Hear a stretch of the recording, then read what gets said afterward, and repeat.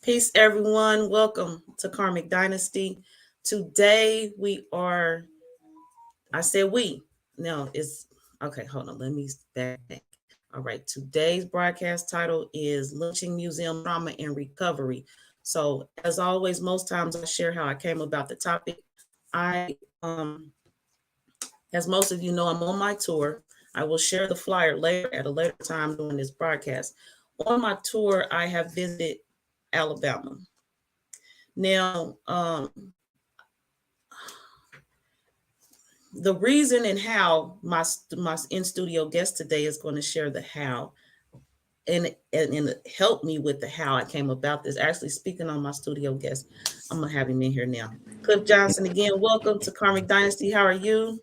I'm doing great. How are you doing, sister? I'm good. I'm good. Very good. If you would, before we begin the how this broadcast came about, share with everyone your information, your greeting, how you like to introduce yourself, and again, welcome to Karmic Dynasty. Thank you. Again. Thank you for the introduction. My name is Cliff Johnson. You can just greet me as Cliff. That's fine. I'm common folk. Uh, I've studied American history, particularly Black history. I also have studied different industries within America. One in particular, the insurance industry, which plays a role in what we're going to talk about today. And I also have worked in several fields that have lent itself well to this discussion. I've worked in public safety and homeland security, and I've also worked as a public, what they call public servant as a firefighter, dealing with some of the least in the community, as we would call them, some worst individuals in our community. And I've seen the impacts of policies and decisions and history upon particularly the African American community. And gratitude and thank you, Cliff, for your services and all that you do will continue to do. Because you're a continuous being. I swear you are continuous. So Cliff will always have something for us. I suggest you all contact him for further information as he has offered. Cliff has also been a guest here before on a broadcast concerning regarding business insurance. And it's called Minding Your Own Business is what I named it. So if you're in my YouTube, you can go to the business playlist and the videos there instead of scrolling through our videos. Facebook, through videos, there's no topics, no titles or thumbnails available. And also, yeah, that's where the videos are at. So for more information on that, just definitely go there, check him out. I appreciate y'all. Um, I will definitely be on my water today. As you know, I'm on my lecture course, so my voice is in and out at times. And I have my teas, so don't be concerned. Those of you that do that for me, I love you still. I also have in studio guests today, so you may hear some noises around me, and that's the expectations and heads up for everyone today. So right now, so I'm going to go into the how we came about this video, and um, Cliff is going to assist me because he is part of the how I came into this information. So if you watched or you will watch the Minding Your Own Business video, you will know that um, I work with Cliff. Well, Cliff, we work together a lot. Cliff is my business insurance agent. So a lot of what was shared on that broadcast is because from my experience. So he is also, I leased my office space from him. So that information was in there as well. So that's how he knows so much about my business and me and his family as well. So when you reach out for business insurance, you may be speaking to, we're all family. We're all family in here. So you'll be speaking to family members like me and him. Either way, I'm going on. Either way. So I had a business meeting with Cliff in regards to a technical school I'm starting up. And he has some files and things out. And I was like, what is that? With my little nosy self. Y'all know I investigate, busted up, so my eyes are always open. And things like this he had just sitting around. And we'll share more on this later. But so then he started telling me things about which he's going to touch on. I asked him if he would which also helps set the tone today for the time period that we're discussing. So he was telling me things about Alabama, like, was it I said the Punch Bowl, but he just corrected me. I think it's the Devil's Punch Bowl. Yeah, Natchez, Mississippi. Natchez, Mississippi. So that ain't in Alabama. See, that's why I got him here, because it's in my notes somewhere. He can give it to you more direct and quicker than me. And also the bridge, when the people were going to see MLK. The Edmund Pettus Bridge, the march from Selma to Montgomery. Mm-hmm. So he's going to share briefly those two stories and whatever else he'd like to share. And that's some things that piqued my interest. And y'all know I had to go check it out. You know I had to go bust up what's the bust up. And I'm going to tell y'all already now, heads up, it's going to be a part 2 to this broadcast right here. Even if I'm here doing it by myself, it's going to be a part 2. While Cliff is here, I'd like for us to hear more of him and his insight. I'm going to share a portion of my documentary today to back up what he is sharing, and to allow time that he has today to be all focused mostly on him. And I'll come back with more of my personal input and experience in part 2. So yeah, I had to go check it out. Cliff, if you would, go ahead and speak to us about those two stories that you shared with me before I went to Alabama, and anything else you'd like to share about the time period. And then I'm going to go ahead and get started and share with everybody, because we're here about the Lynching Museum also. So there's an indoors and an outdoors museum. So once you're done with the intro stories, I'm going to begin with the outdoors museum. So if you'd like to lead us into an introduction, because you've been there, and that's another reason I have you here. I went, but just from the initial contact and information you were sharing, again, you are a wealth of information on this topic, and I'd like for everybody to definitely hear what you have to say. And at this time, I'm going to stand back. Gratitude. All right. Well, gratitude. I appreciate being here, family, and I view us all as family, and I view us all as community. It's important that we think communally when we deal with each other, particularly that we're kind to each other and that we are always focused on helping each other advance, because there's enough things working against the Black community and the African American community, or even the American community of African descent, however you want to describe yourself, are just Black. But what I'll say is that since Africans were first imported to America in 1619 on a Dutch ship that came to the shores in Jamestown, Virginia, we realized from that point on, it was a different form of indentured servitude. It was a brutal form of slavery, not like the white indentured servitudes that came over on contract slavery. They actually started to demean us and put us into a bestial mode. And I'm going to say part of that reason is because in our nature, and coming back from Egypt, we had already beat the bestial and the mentality of spoils of war. We no longer were living in a rough environment like some of our European counterparts who believed in the spoils of war. Whatever you could kill someone and take from them, it belonged to you naturally. It was your property. And that's what Black people became. We became what's called chattel property, which means it's owned by its master, and his master could do whatever he wanted with it. He could kill it. He could do whatever he wanted. Some horrible acts in history have taken place from the date that ship landed ground. Now, when it was profitable to maintain Africans as slaves, of course, at that point, it didn't make sense to kill them or lynch them, right? Because they were property. If another white man killed another slave owner's property, that person had to pay for it. So there wasn't much lynching going on then. But once we had the Revolutionary War, we went through Reconstruction, and now Black people became free and set free in a land with no rights, no privileges, and no citizenship, right? So we enacted amendments that freed us. Then years later, we enacted amendments that actually made us citizens.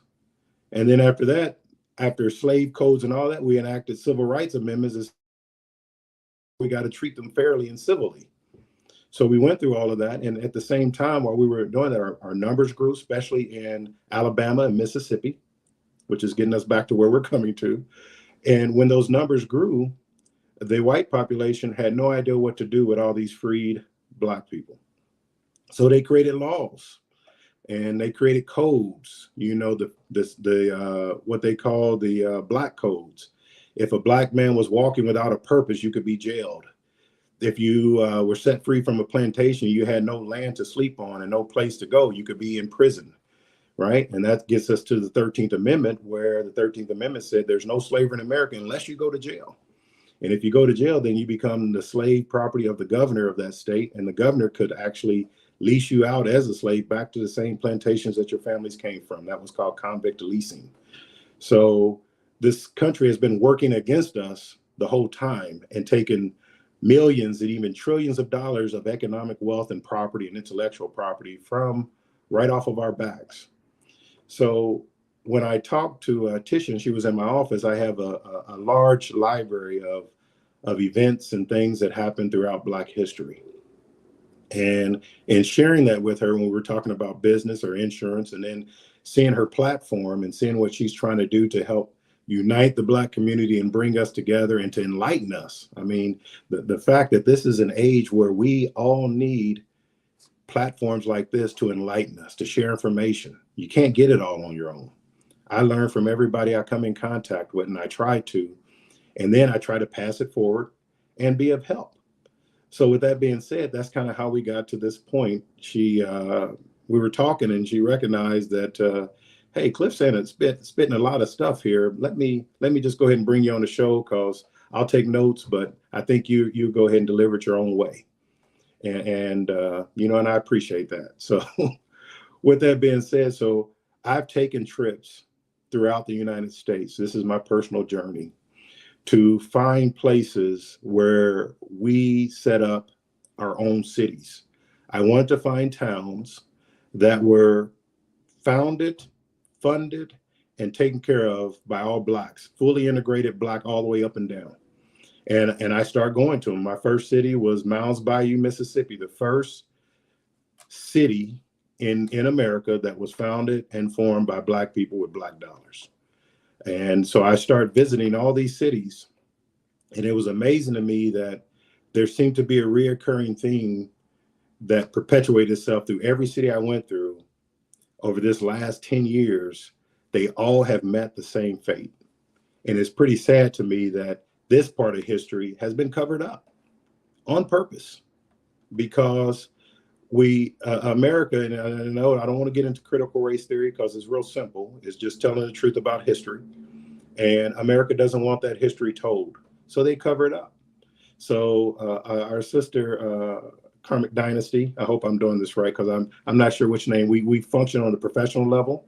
So I function with Tisha and her business as Tisha. Yeah, I'm Tisha. You can call me Tisha. Okay. And I lately just have Karmic Dynasty because, again, I wear many hats. So That's different right. people watch me and know me by different names, including, again, I'm Mama sometimes. So sometimes you'll see Mama. But yes, Cliff, however you mix it all up, it's all right. Go ahead. All right. I just want to make sure I'm being respectful.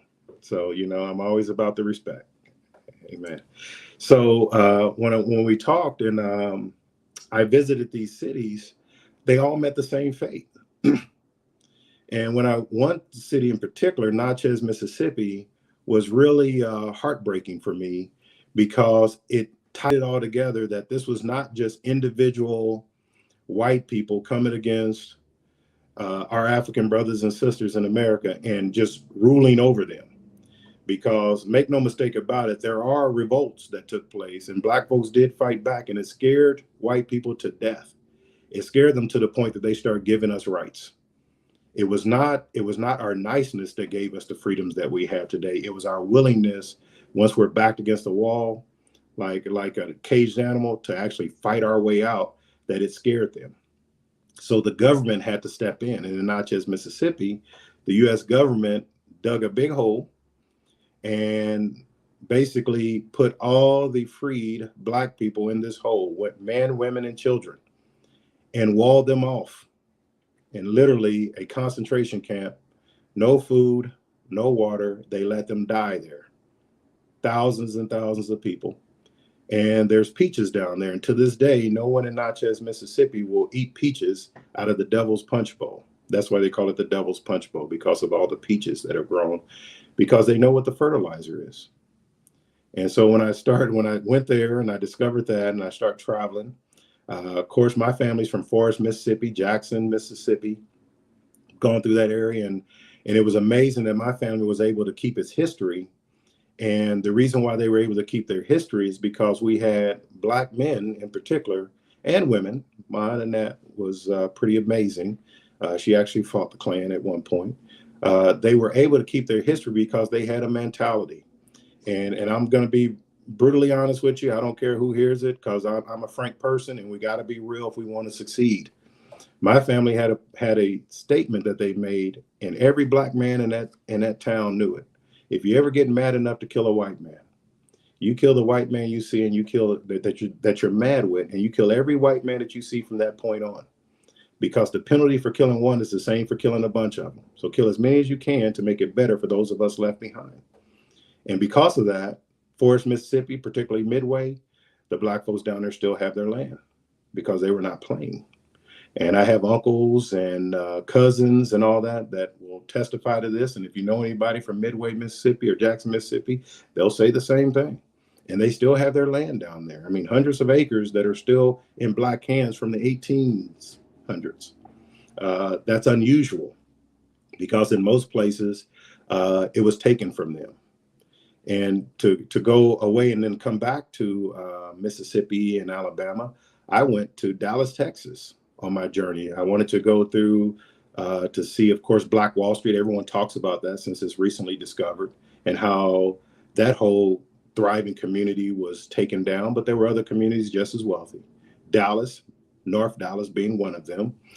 North Dallas had a population where they had their own power company, their own oil company, electric company. They had their own stores, restaurants, beautiful, beautiful area in North Dallas. Once the white community decided, and with government help, that they were going to take the land, they disenfranchised that community as well.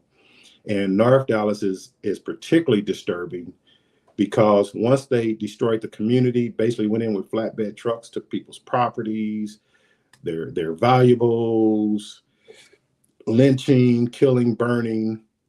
The last thing that was left was the Freedman Cemetery in North Dallas. And the sad thing about that is, at the end, through a process called condemnation and taking it by eminent domain, I'm sure you've heard those terms, they even dug the bodies up and put them in a museum. So they wouldn't even let the cemetery stand. So if you go to North Dallas, if you go to Dallas and go to their fairgrounds, their state fairgrounds, there's an African American History Museum there dedicated to the digging of the Freedman Cemetery.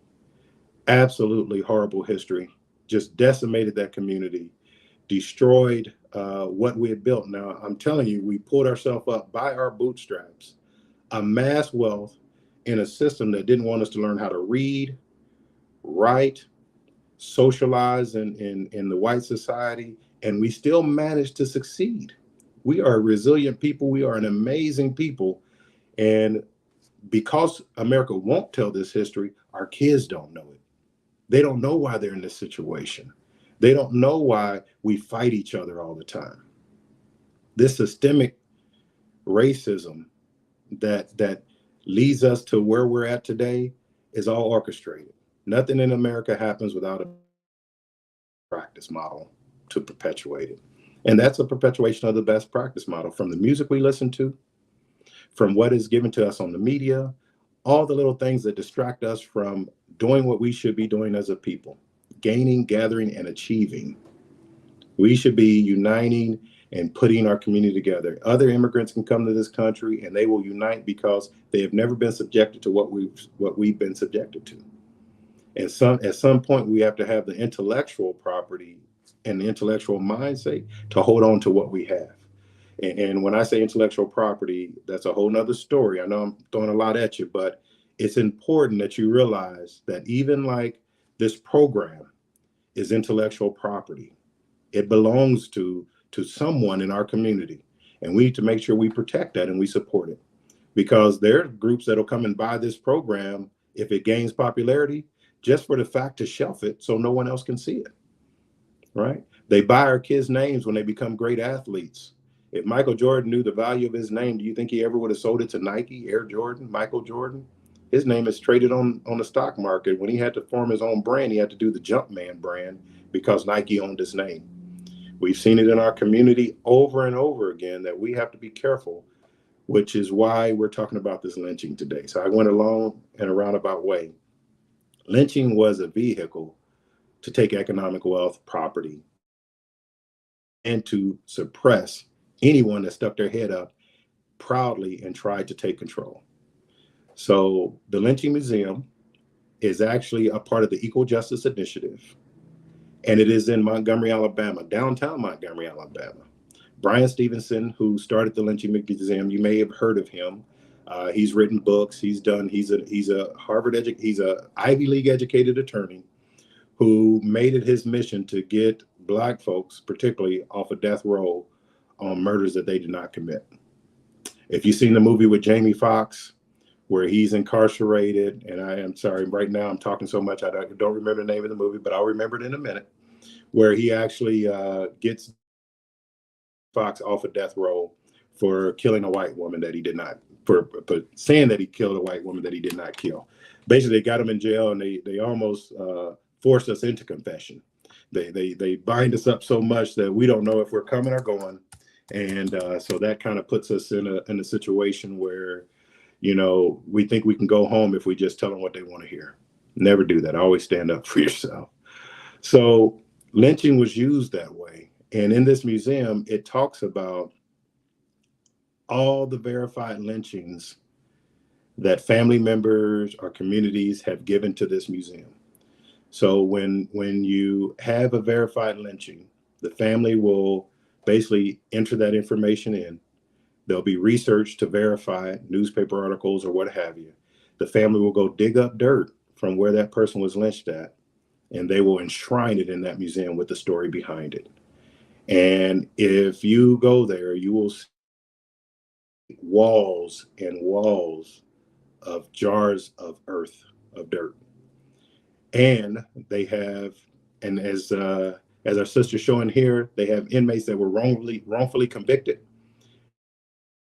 These brothers actually came back and told their story. You can pick up the telephone and listen to their story, how they were framed and how they were set up for murder. And these are virtual images of them at the museum. Those are virtual images. Yeah. Yes, they are. The museum is very dynamic. It is absolutely a gem and a jewel that every person in America, not just Black, should go to. This museum was started in April of 2018. An absolutely amazing monument to us. It's called the National Memorial for Peace and Justice. The National Memorial for Peace and Justice. And one of the things that should be brought out is that, you know, and I'm gonna speak to some of my people that have been in the streets before, been in the hood. I'm gonna tell you straight up, there's certain crimes that the system uses to make money off of our community, right? If you're a drug dealer, if you run some kind of criminal enterprise where you make money, there's a statute on the books that says you cannot profit from ill-gotten gains. Ill-gotten gains. That means that you made money off the commission of a crime. And if you do that, then your property and your money can be seized and used for the betterment of the community. The image that she's showing right there are the dirt jars. So we believe there's that being important said, work that has to be done as a country to fully over. Awesome video too. With that being said, there's one crime in America where there's no statute of limitation for, and that's the crime of murder. Lynching, form of murder. So some of these property owners that were lynched, where the government took their property after they lynched this person, one in particular, and that's Brian Stevenson, as you can see on the screen. One of the individuals, they killed him because he took his product to market. He was a farmer, and he said a cuss word when they gave him such a ridiculously low price. And it wasn't even a bad cuss word. They lynched him and hung him in front of the courthouse and would not let his family retrieve his body. He hung out there and rotted. They shot bullet holes in him after he had been lynched. And then they ran the family off their 400 acres of land. 400 acres. Now, this is a family that pulled themselves up, became farmers in the most harshest environment possible, surrounded by terrorists, basically, and inked a life out for themselves to only have the government come and take it away from them. And to this day, there is a city built on that land. In my opinion, that is ill-gotten gains by that city. That family needs to be reimbursed. When someone tells you Black folks don't deserve reparations, tell them, if you don't want to pay reparations to everybody, then pay reparations to the ones that you stole from. 40 acres and a mule sounds great, but how about the 400 acres that you took from this man when you hung his body in front of the courthouse for a week and would not let retrieve the body to give him a decent burial? There are thousands and thousands of stories like this. And so in this museum, Bryan Stevenson has done a great job. And what's emotional about this museum is that on both sides of my family, there are members written in the casings. So what they have is they have large metal casings that look almost like a coffin. And in every state, every county where there was a verified lynching and they have the name of the person, that name is written on there. They will actually go out and cut the name into that metal box. Where there was verified lynchings and there was mass graves and they didn't know all their names, then they just put John Doe or name unknown, unknown, unknown. And what's crazy is that before my grandmother passed, she would always tell me a story about my uncle that was lynched because he was working on the roads. Back then, that was considered Black folks' work to do paving and blacktop type work.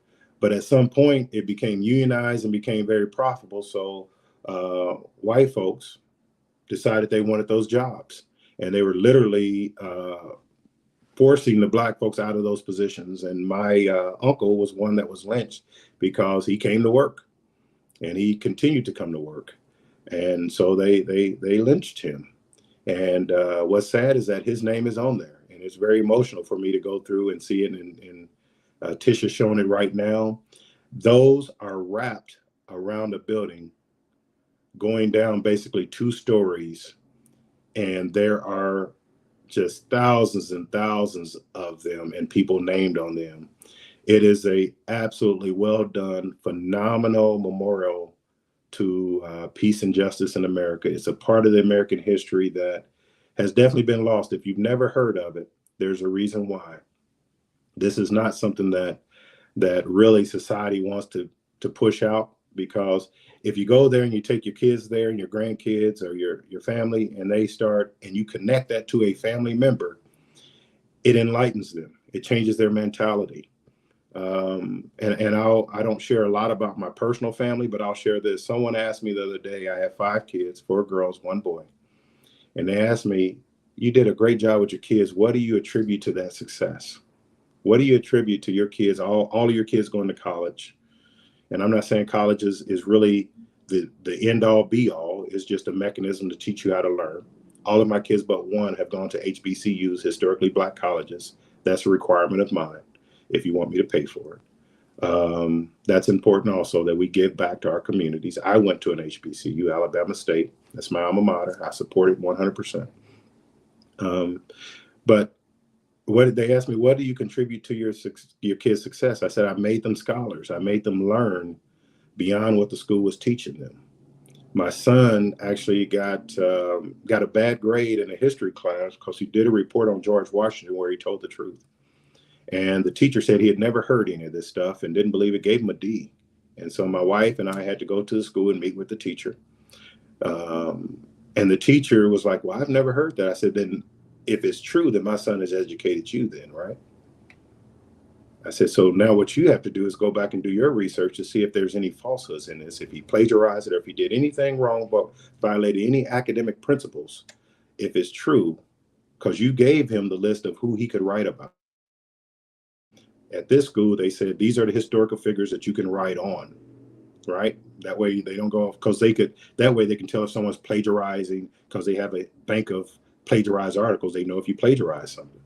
And so that's the one he picked. And he picked George Washington, of all people.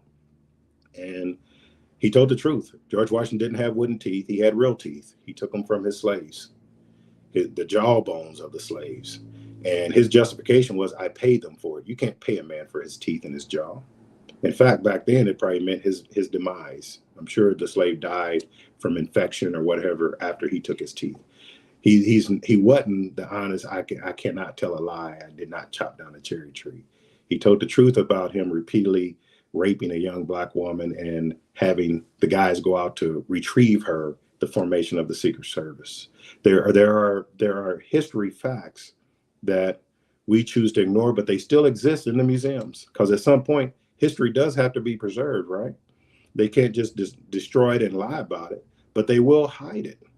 They will put it in the archives of the Smithsonian and hope no one comes looking for it, right? So with that being said, and most presidents, I mean, we all went through that, and I'm not being political here, where documents that the president says and does are be recorded, even his notes and all that are supposed to be recorded in archives of history. They're still looking for some of Trump's documents that he said he disappeared on. But at some point, it's classified. But after some point, they'll release that information. They'll say, oh, well, you know what? They were doing that. They were, like the Mississippi Sovereignty Committee, right? The Mississippi Sovereignty Committee, where they were playing Black preachers and different people to spy on the sharecroppers and the farmers to make sure that they were not unionizing or linking up and forming a cooperative where they could benefit each other outside of the markets that the white man had created. And don't think that I'm against white people. I'm just for fairness. And when you're fair and you're righteous, you can stand on your word and you don't have to worry about what people think. I don't care. I hope white people watch the show. They need to, right? Some of them more than us. Because some of us are trying to figure out, why are we in this condition? And we turn to the fact that we think that we're the ones that are messed up. We're the ne'er-do-wells, as they would say. And sometimes we don't look at the whole systemic cause of why we've gotten to this. And so lynching was that mechanism to keep us suppressed. When you couldn't do it through economic means, like Black Wall Street, you find a way to justify going in and killing off a whole group of people and taking their property. It happened in New Jersey as well, in modern times, where they were just firebombing this apartment complex in New Jersey. I mean, it has happened in so many places that it is not by accident. It's a best practice model that America has used to keep Black folks in a certain position. And trust me, I am hesitant always to say Black folks. I normally like to say African, but I know some people get testy about that, and I'm not trying to get political on that either. But I'll tell you this, that if we disconnect ourselves from a land and we buy into the Eurocentric mentality of Black versus white, right? Because most white people will say they're of European descent. They'll say they're of Irish descent. They're going to tell you where they're from, where their family's from. You got Black folks scared to say that we're from Africa. And I'll tell you, African Americans are really the most African of any African that ever comes over here. And the reason why I say that is because of this. If you're a natural born person on the African continent, you will identify with a tribe or you will identify with a country. You will say, I am Congolese, I am Nigerian, I am Yoruba, I am Ghanaian. But then when Black folks do their DNA tests in America, African Americans, they'll say you have an admixture of all West Coast African, a little East Coast Africa. You are more total African than even the Africans. So I want to deaden that conversation, because I will say this, that as Black folks, African Americans, we have to find that unity, and we have to associate with the land to get our power base back. At some point, maybe we'll have enough ownership in America to take some of the natural mineral rights and all that exist in sub-Saharan Africa, that China, the UK, and America, and all these other countries are trying to get over there and take from our brothers. But hopefully we can associate with that back home and actually start reaping some of the benefits of our motherland as well. And one of the things that in my journeys, my family in Jackson, Mississippi, one of my cousins is actually building a hotel in Kenya right now. And he's reassociated with his people back home through DNA. I've done the same thing. So I know where my admixture comes from. And it's important that we recognize that and we associate that. So I'm an American, but I'm of African descent. And if you tell me which tribe in Africa, I don't know. My largest percentage is in one area, but I have an admixture of all over sub-Saharan Africa. So I'm African. And we were lynched because of that. We wasn't lynched because we were because Black and white America are equal. We were lynched because of our African descent. Our skin color, our melanin is what allowed them to dehumanize us, when actually, if you ask me, we were the more civilized. Because in America, it's said that anyone who won't fight for freedom doesn't deserve it at all. That's what one of their greatest leaders said, Ben Franklin. If you won't fight for it, you don't deserve it. And at some point, Black folks, we have to start fighting for it. We have to fight for it. And I'm not saying if it has to be with arms or if it has to be intellectually, but at some point, we got to fight for it. We got to go back and get this land that was taken from our family members through lynching. If you know of a family member or something that was lynched, you should be doing your research on your history, look at your books and all that. And you can go to ancestry.com and find some of those articles. Start pursuing it. Fight back. Get what's back is yours. Because those people, man, they were buying land at a time when Black folks couldn't go to a bank, so they had to buy it on land contract. Who knows what links they went to own that land, and we just let it go. We walked away. One of my uncles told me Black folks walked away from the South looking for good jobs in the North, and they left behind the most valuable thing they had, land. And to this day, land is still the most valuable thing in America. They don't make any more land. And so with that being said, lynching was a mechanism to do that. And all these cities that I've gone to, the outcome has always been the same. There's a mass riot, they take it, right? If you go to Rosewood down in Florida, take the land through lynching, then create laws that the Black folks can't rebuild. You create zoning laws that you can't rebuild. They did the exact same thing in Black Wall Street. The Black folks that wanted to come back and rebuild, they created zoning laws so they couldn't build again. Not only did they kill their fathers and mothers and grandparents, but they created laws to stop it for them coming back. And if we can't see that and recognize what has been done to us, what wool has been pulled over our eyes, I'm sorry, we're a pitiful state. So I kind of tied a lot together with this, but I want to leave with one factor that I talked about early when I talked about property. We started off as chattel property. In this country, in a capitalistic society, property is king. Property is king. I'm going to say that one more time, because sometimes we give up our property before we know what it's worth. I've seen Black funeral homes and businesses sell out to white companies and keep a Black face on that funeral home, and then fire the person that has the name on the sign. They gave up their intellectual property. They gave up their rights. And my position is, when you don't have Black barbers, Black morticians, and a Black church, our religious organizations that's founded, and strictly 100% in the interest of Black folks, our community's dead. So that means we're close to being dead already. We're being lynched economically now. The physical lynching is still taking place. Trust me, Ahmaud Arbery speaks out from the grave on that one, that he was lynched by those 3 white men in the Virginias or Carolinas. I think it was North Carolina. But they're lynching our children, putting them into sports. They just now, the college athlete signed an indentured servitude contract that if they played football or basketball or ran track, that they would get a free education. The contract is actually an indentured servitude contract. Parents are happy to see their kids bought into slavery. They sell them into slavery themselves. That is exactly what it is. And just recently, They start to say that contract's just not fair. A brother out in California on the perfect team in California that went undefeated said, how can you still use my image and my likeness from when I was in college and make billions of dollars off of this video game and I get nothing for it? Well, you signed a contract. You signed away your rights to your name. Bannon, that's his name, signed your rights to his name when he was 17 years old. They get us before we even know better. The Michael Jordans, the famous athletes, and yeah, they got wealth. They do. Michael Jordan's not going to ever hurt for money. He's a billionaire, but he made Nike way more than he'll ever see. Not even in the same league. So why sell it so quickly? Find out what your value is and don't give up your economic value. Lynching did that to us, and let's not be lynched economically now.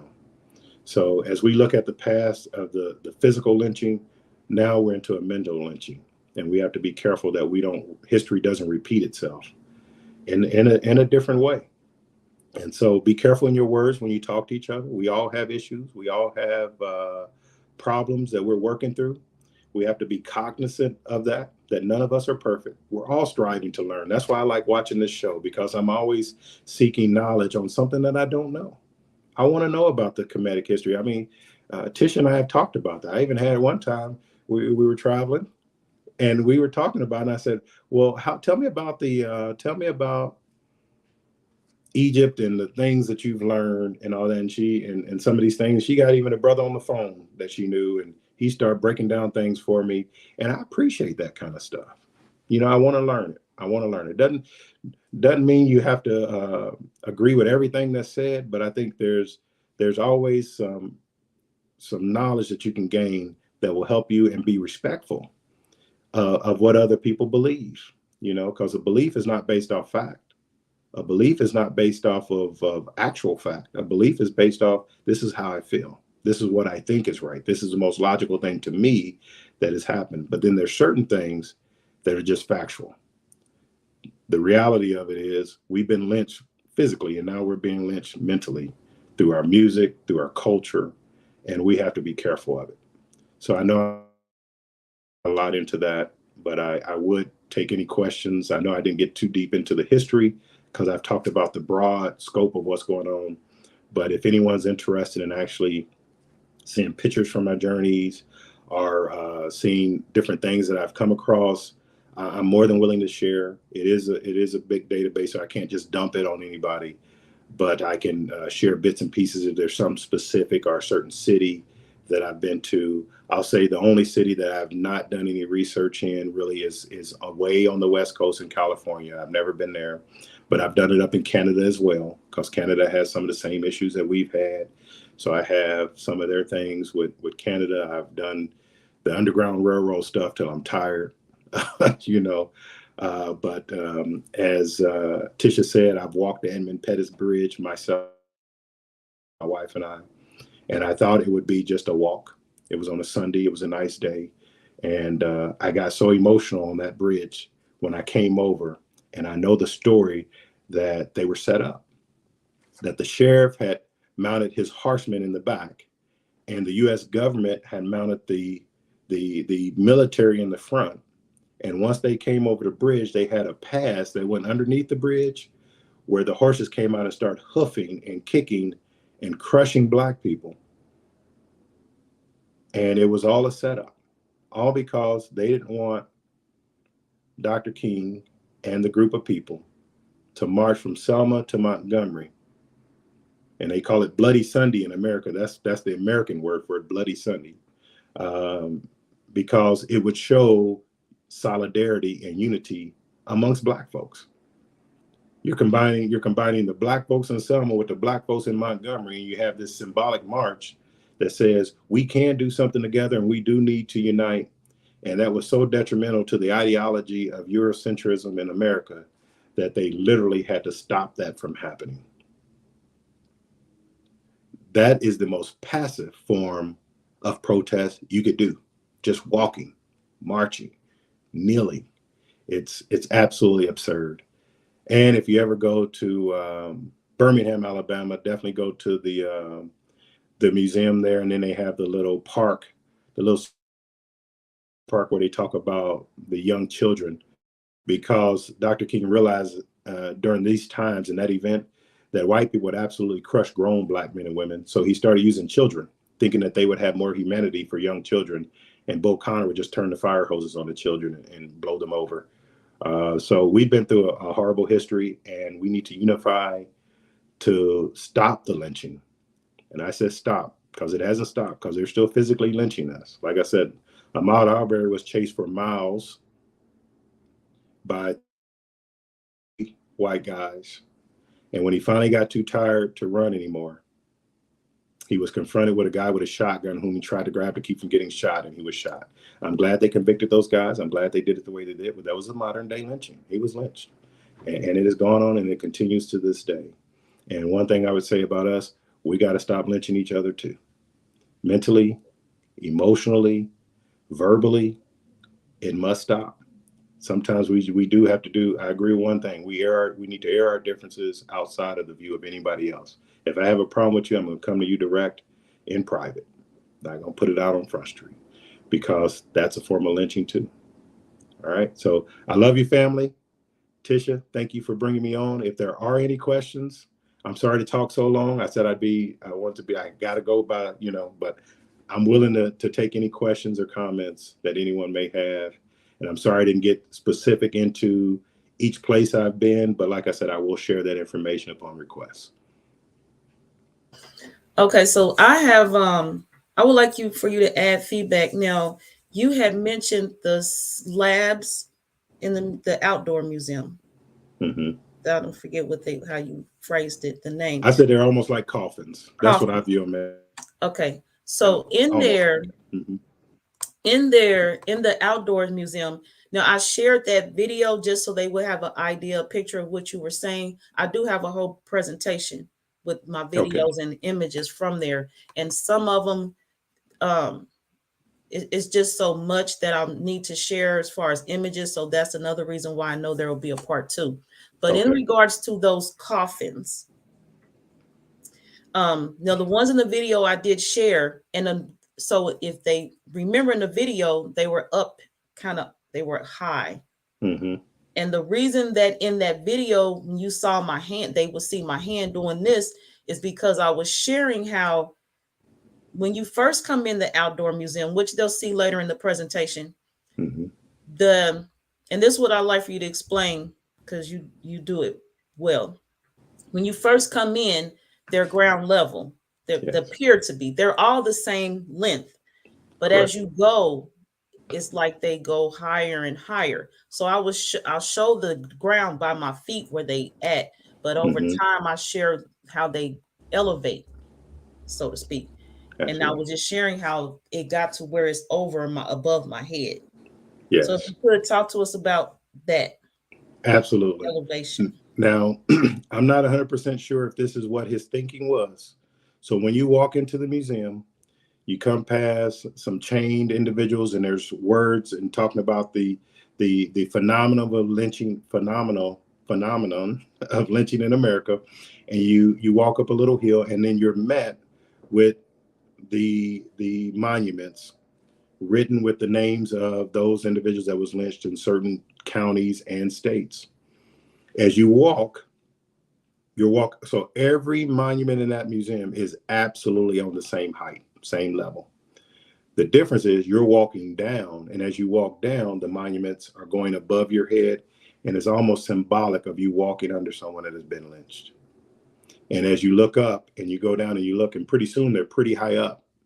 And these monuments are all level, going all the way around this building. And as you go down to the second story of the building, and they have waters flowing down. So that's the picture she's showing now, is when you first walk up onto the platform, they are actually at your level. You stand right next to them, probably about the height of an average person.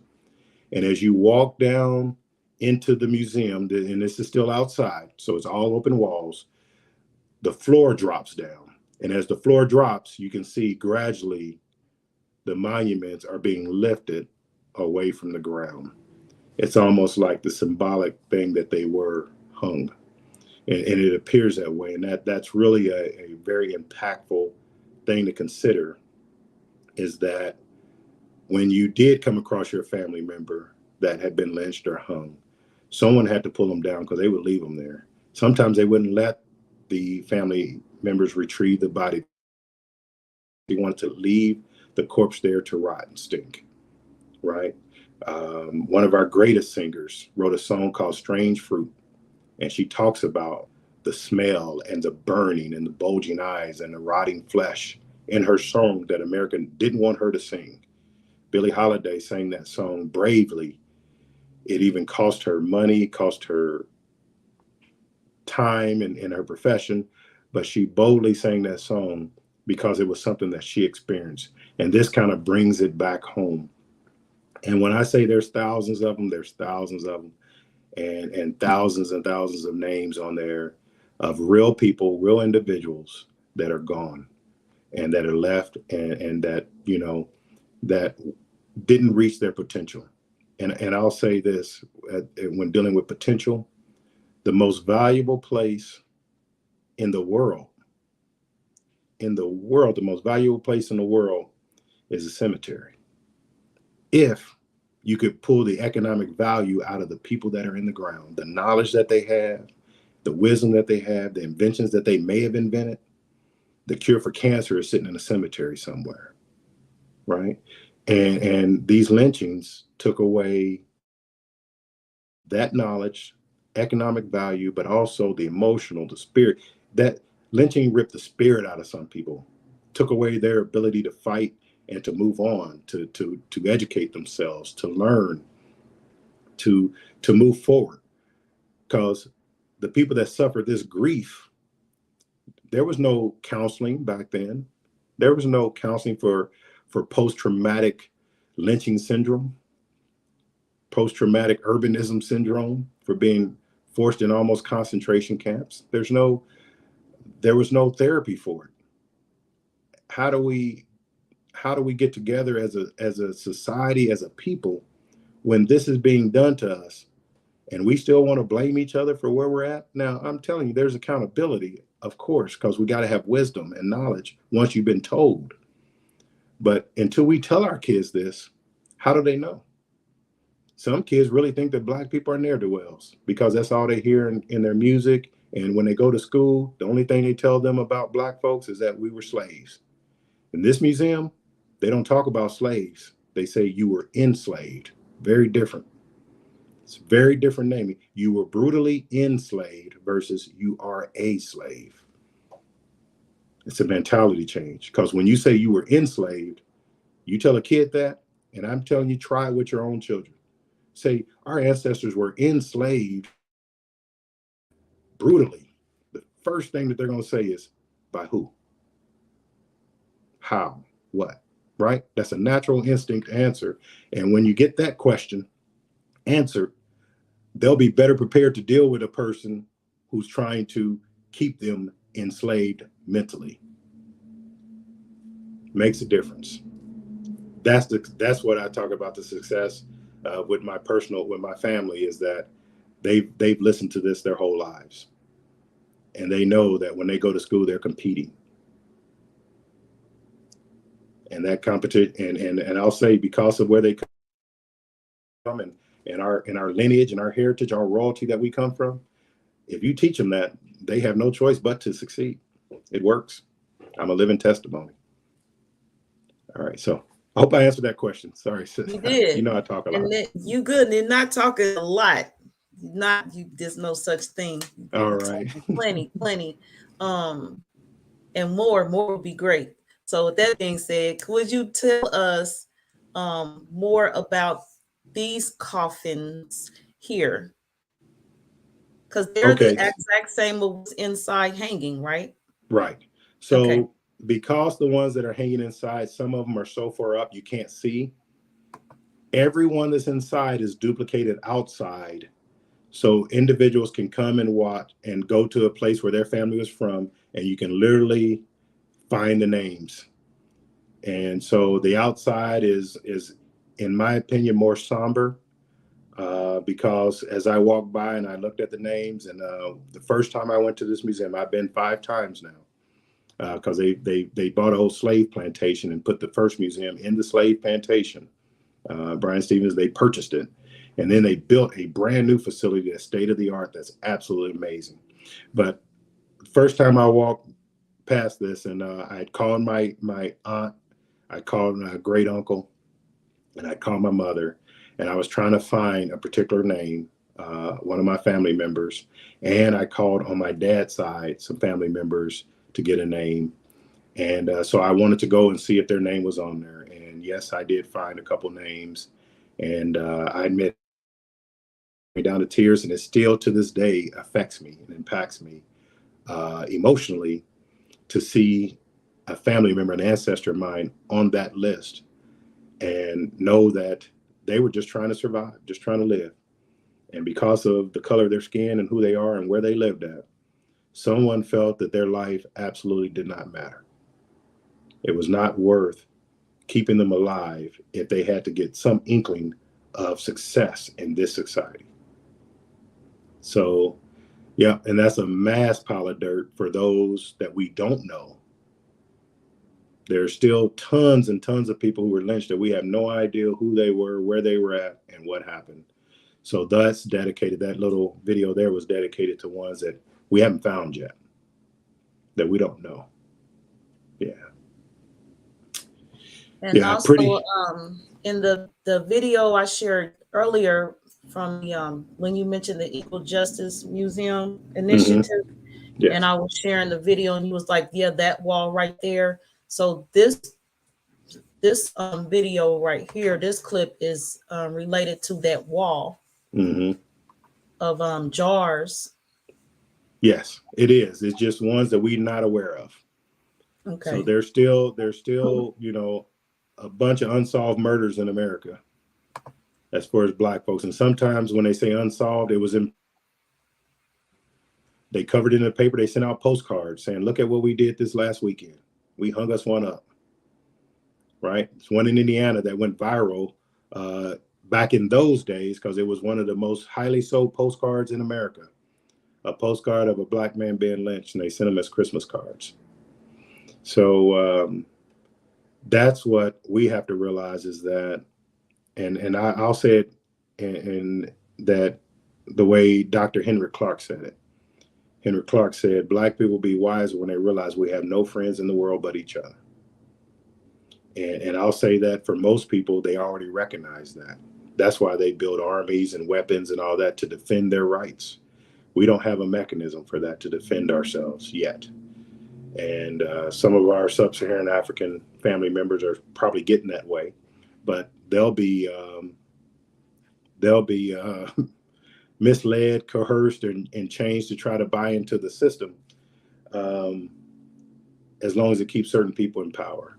Make no mistake about it. This is about money and domination, and it's truly evil in my position.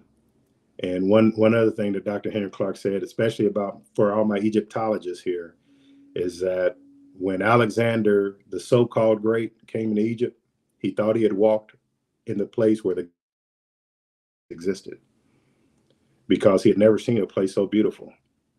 He even wrote back to his mother, and it's documented that he wrote back to his mother and said, I am standing in the place where the guys that we talk about in our mythology come from. And he walked into an all-Black Egypt. Make no mistake about it, what color they were at the time, because it's documented. He walked in there and he thought he was in paradise. And he set up himself as through warfare, because the Egyptians had conquered it already, right? They had scrimmages, they had fought back and forth, different dynasties. But when Alexander walked in, it was a peaceful place. He even admitted it had libraries and antiquities. They were doing complex surgeries and all that. And within 3 to 4 years of being there, he had killed off all the pharaohs and all their lineage. And he established himself as the last pharaoh of Egypt. And he set up Alexandria in Egypt, that's why it's there, as his home. Think about that.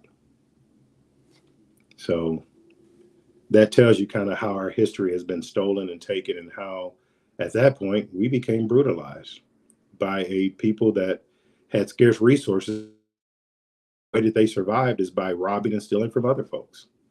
If you live in paradise, I don't need to rob to get food. I just go pick it. And if my neighbor's hungry, I let them have some of what I got because there's plenty. But if you live in a scarce environment that's rocky and cold and nothing grows, your mentality changes. Now it becomes what I can rob and steal to survive versus I can just grow whatever I need. I don't need to go kill anybody to go get it. And the people that came over here to America were people who were literally let out of prisons. Same thing with Australia. They killed off a lot of indigenous people there. They were inmates, convicts, or people that were running for persecution. And then they came and did the same thing to us and to the Indians, you know, our Native American brothers. And that's just history. I'm not against any group of people, but I won't bite my tongue and say that it's not true because it hurts. But even some of our great, what they call their great leaders, like George Washington and Thomas Jefferson, they were all saying, we better be careful what we do with these Black folks, right? Thomas Jefferson's like, well, you know, we really shouldn't be enslaving them, even though he owned slaves. We got to be careful how we handle them because we were running away from persecution, and now we're doing the same thing to them. But under the same breath, when Haiti beat Napoleon and they became a free Black nation, Thomas Jefferson also said we can never let Haiti rise above a dirt poor country, because if they do, the Black folks in America will think they can do the same thing to us. So it is about power. And lynching and murder and sanctioned murders are just that. That's what they're designed for. So hope I answered that question again. I'm going to yield the mic. That was great feedback. I wasn't looking for you to yield. I'm straight over here. I'm learning still. So it explains definitely some things I'm taking notes on will be added to the part 2. The part 3. Awesome. This is great to be continuous for me. I know you mentioned, did you need to go soon?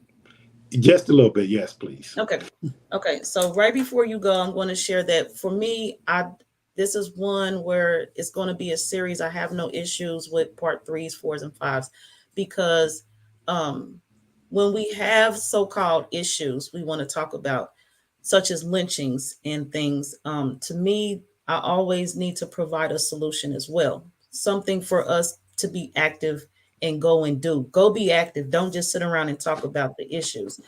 So one effort that I want to extend to everyone is that they visit Alabama themselves and see these museums, and also visit and the lands in of their people, and look and see and look at the records and see if there were lynchings in your family, and make sure that they are remembered in these museums. Because like you found your family members there, the work we do today is less work our children will have to do in the future. So when our children are looking or wondering about ancestors, they may go to the museum and they will maybe see their ancestors' name as you saw as well.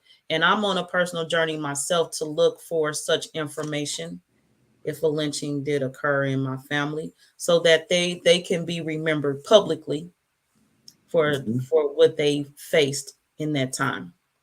So that was my spiel and my summary. As long as Cliff is here as the guest, I appreciate you being here today, Cliff. I appreciate your time. Thank you. All of your energy and effort that was put forward on your travels in order to be able to come and share with me. You mentioned you watch this channel, so you learn, and I have visited you in your office and learned so much from you. So there are a lot of things that are to be shared outside of the cameras and the studios and YouTube and Facebook and Twitter. And I need us all to continue to network and engage with each other for continuous knowledge. And again, I appreciate you. Welcome again to Karmic Dynasty. We appreciate every time you're here. Thank you, sister. I appreciate being here. You're welcome. Peace upon everybody. Peace, Cliff.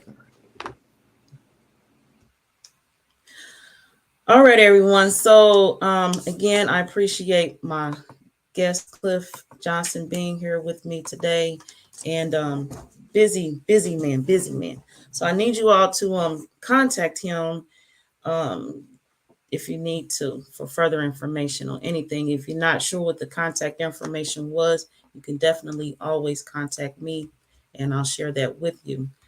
Right quick, before I continue with my presentation, which includes video clips and pictures, part of them, some of them, partial. I'm going to share partial. I'm first right now going to share my lecture tour flyer. So for anyone who needs more information or would like to attend one of the cities that remains on the list, just contact me, we'll talk. And then after the flyer, then I'll be here with my presentation to share with you all for today. Gratitude, stand by.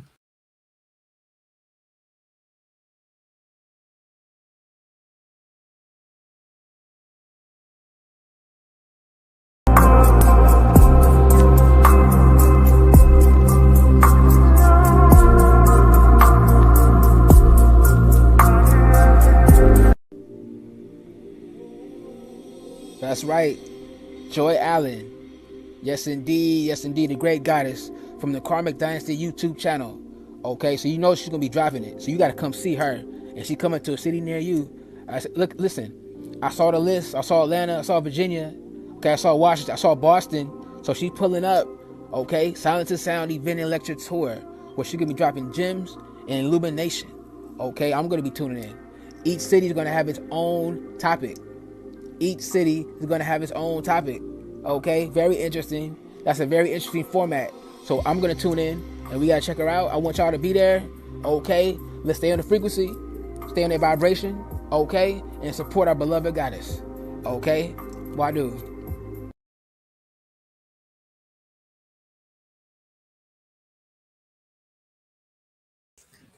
All right, all right. I appreciate Sun Ra for putting together that flyer for me, and definitely also his support of the platform and everyone else that is here today.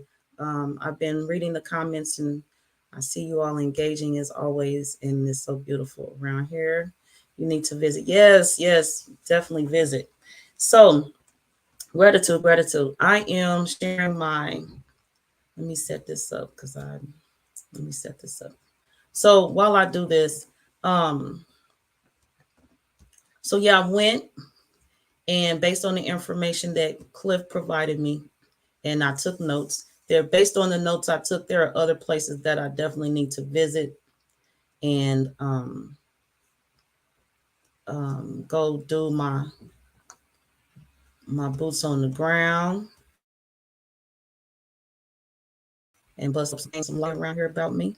And right now I'm sharing this video, this presentation.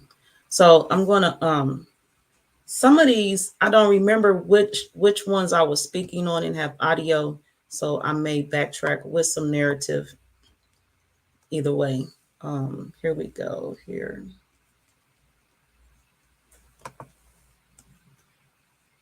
Oh, let me get the sound off.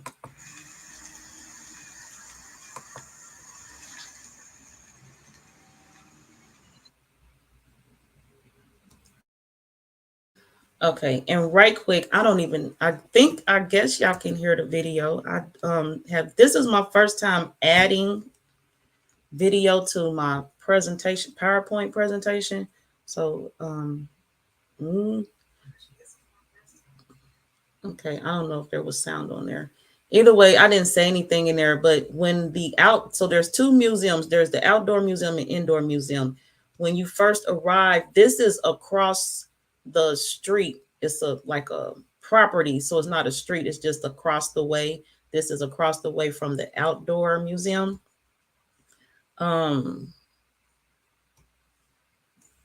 Stand by for me.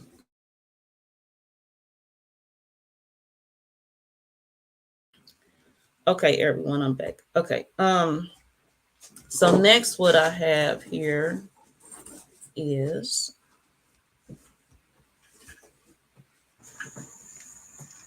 okay, that's the entryway. So that's the Peace and Justice Memorial Center that I just shared with everyone. And next I have, okay, now some of these I'm going to share in the second part. I did not have time. So you see these words here. When you first go in the outdoor museum, there's a wall to your left, and to your left is these posts that you're seeing now. And I took, because I was on a time schedule, so I took it right quick, and it was my intention to share what it says, and I'll do my best to have that prepared in everyone in part 2 or 3, somewhere in the series. I'll be able to do it, and or you go yourself and you'll see it. But it's just information on the enslaved people, as you see near the bottom. As Cliff mentioned, they didn't say slaves, it says enslaved people on the exhibits. So this is in reference to the 17th, speaking on the 17th and 18th centuries. 12 million African people were kidnapped, etc., brought to the Americas after a torturous journey across the Atlantic Ocean.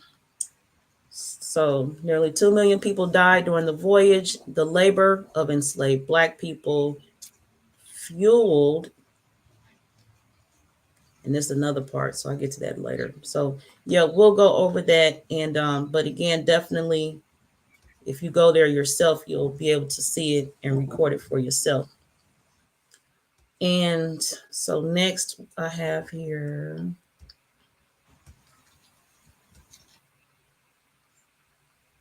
okay, this is on the grounds. It's speaking on the transatlantic slave trade, which killed millions of African people. Men, women, and children were kidnapped and taken in chains to the Americas to create wealth for Europeans. So more about what that monument is saying is based on Cliff's presentation today. And yeah, that's a quote. And I'm working my voice. Goodness, excuse me, y'all. I promise. I've been talking a lot lately. As you know, I'm on my tour. Got a lot to say. This is about the efforts in Congress to provide federal protection to formerly enslaved Black people. And the system enforcing racial hierarchy. And also back there was the entryway. And up on that hill are the coffins that Cliff talked about. And so this is me panning the lot, panning the property, and showing you right now this.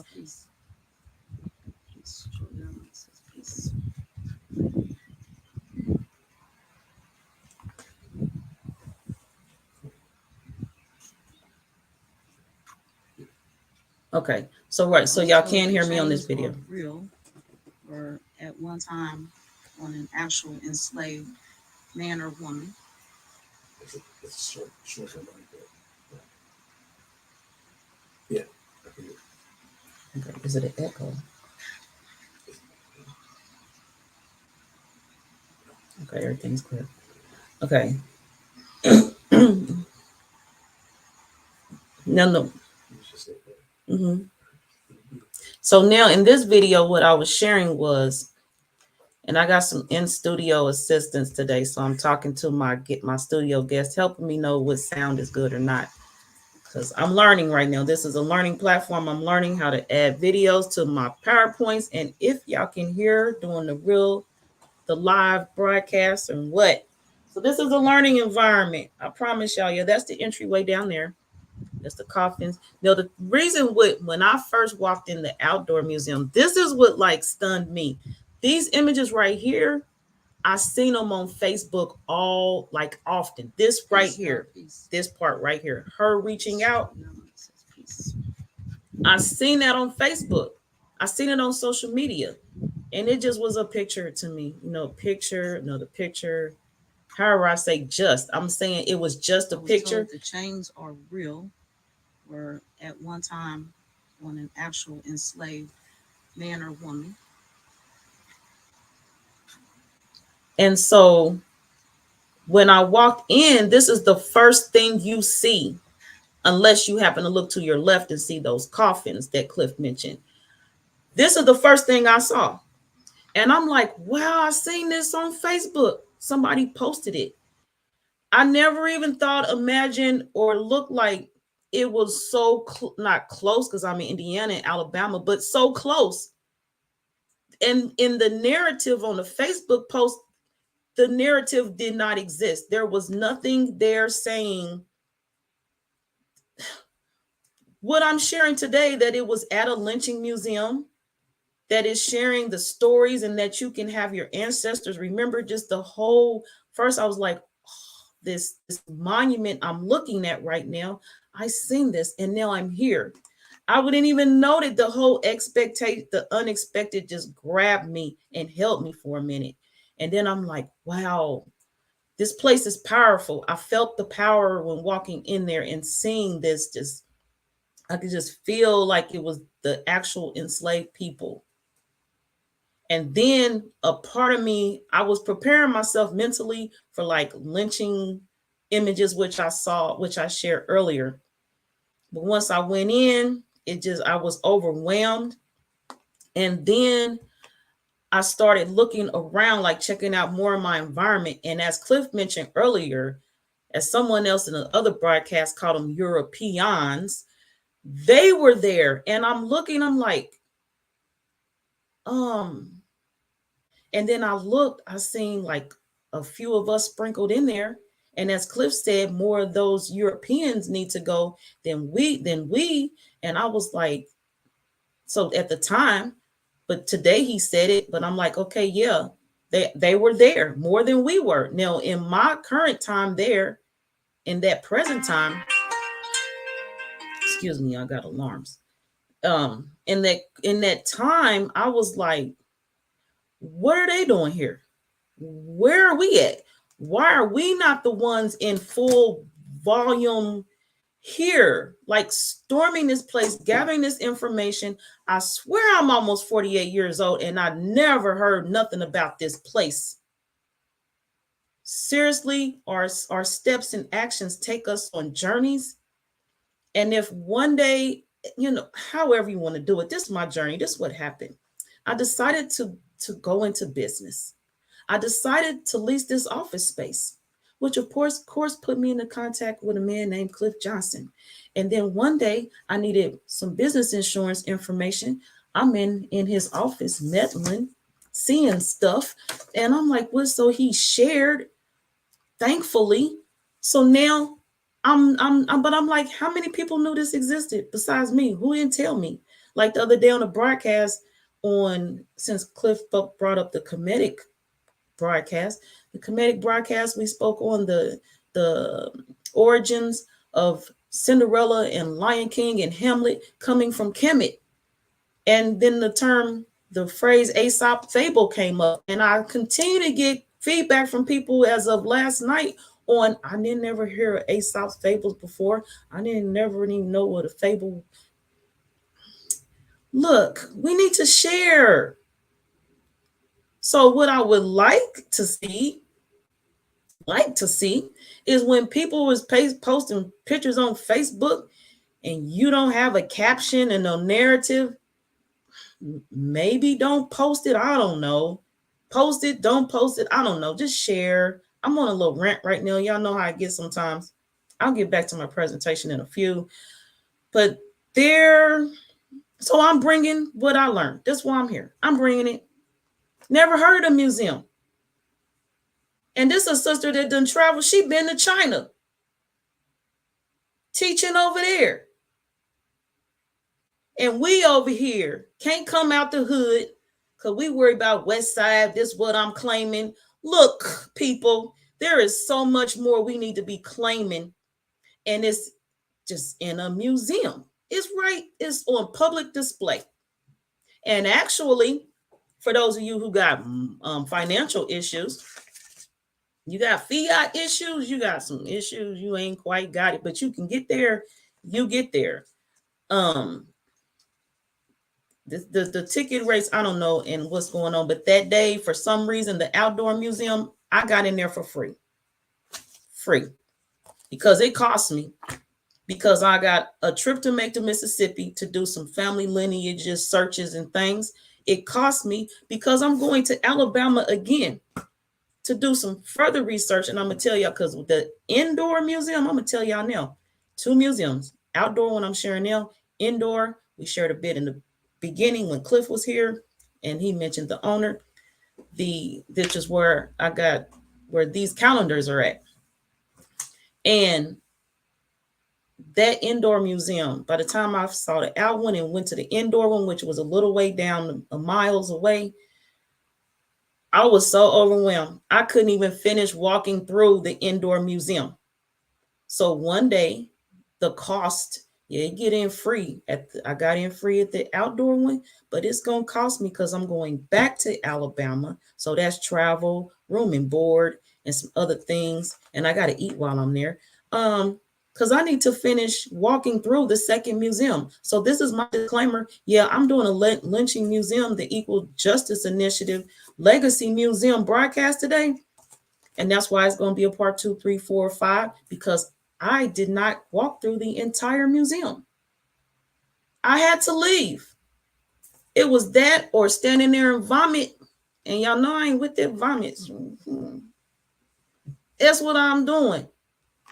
Took my time. I will go again and finish this out. And yes, Kai Creatress, she writes her poems on lynchings. And Cliff made a statement earlier about the Europeans. And I was like, yep, Kai ain't in here because she would have said something. She would have lit the comment section up.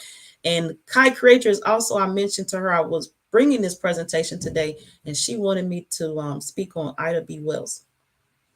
So I definitely, while I was there, just capturing photos and taking quick little video clips, I do have an Ida B. Wells monument photo that I captured. So I will be sharing Ida B. Wells from in that moment, and I will be adding to my presentation today because of Kai's feedback. So I definitely appreciate feedback to the platform. It helps me grow and build what I bring, because this is about us. As Cliff said, we're family. I agree. And this is how we interact here. So the evidence is in here. Either way, I'm backing up off my rant. I'm going back into my presentation. Gratitude. I appreciate y'all for listening to me. All right. So yeah, I shared that video. Moving forward. Okay.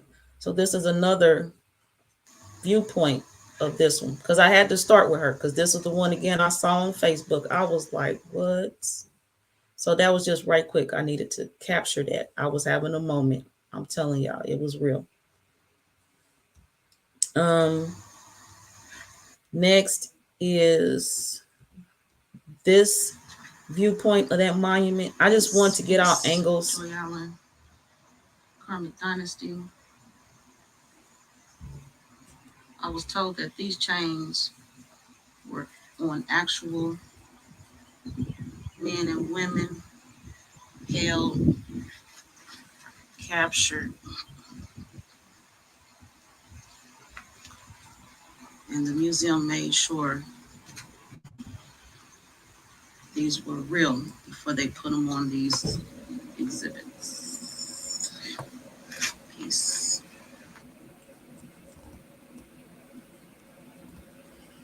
Okay. I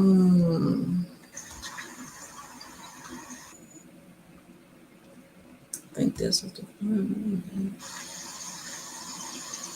okay. So this is here it is.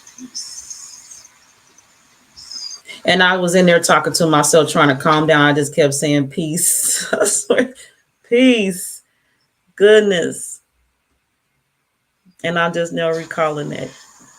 Yeah, it was a powerful moment. Very powerful. I was in there doing a lot of self-talk that day.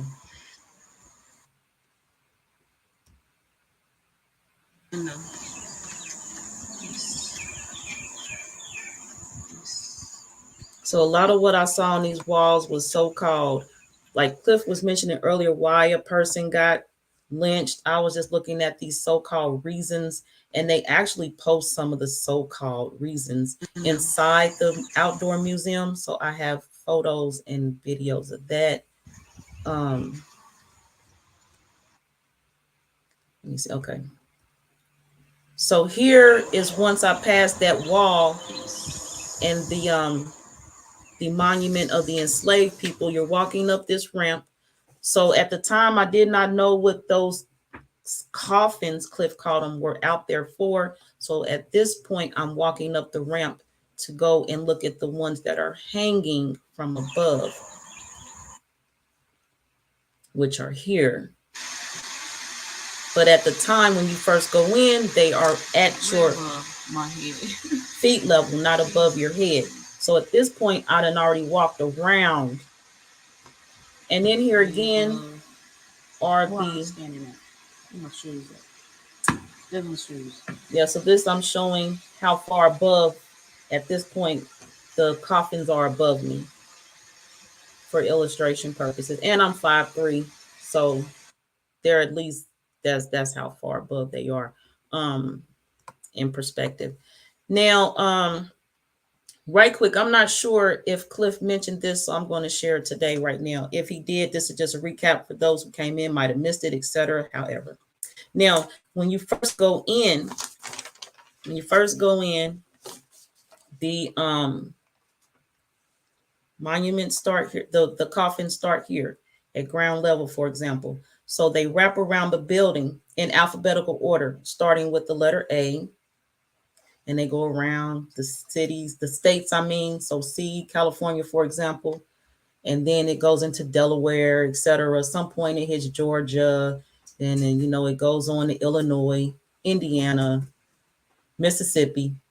Now, Mississippi, I was told, so each state has a coffin hang there. It elevates at some point because you're going down the ramp, so it never is changing. You're just going down, so they're going up. However, either way, each state has a county, a state county on it. In each state and the county on that coffin lists the names of the people who were lynched. So Alabama, let's say, is the first. I don't know the states in alphabetical order. Somebody out there does, and they're going to post the first state of the A. So we got this. So Alabama might have 5 counties, let's say. Alabama, the county people that were lynched, and they have the names of the people and the dates, and so forth. Anyway, then it moves on to the next state with the counties and the names and the dates.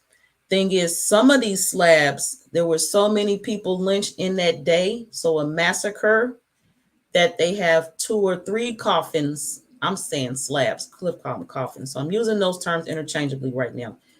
There are like, this coffin is so full that there's another coffin behind it, same county, same day. So that's how you know it was a massacre, because those lynchings all have the same date. Thing is, as the states are going around, Mississippi, which was my next point, has so many lynchings recorded in that museum that it wraps around the building a few times. Not just get like 4 or 6 for that state. So many lynchings in Mississippi recorded at this museum that it wraps around a few times. Craziness. And again, I didn't know this museum was here. How do we not know this museum is here?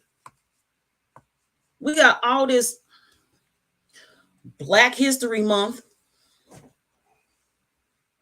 and we too busy learning about stuff like Rosa Parks and Martin Luther King, these key names that we only keep hearing about.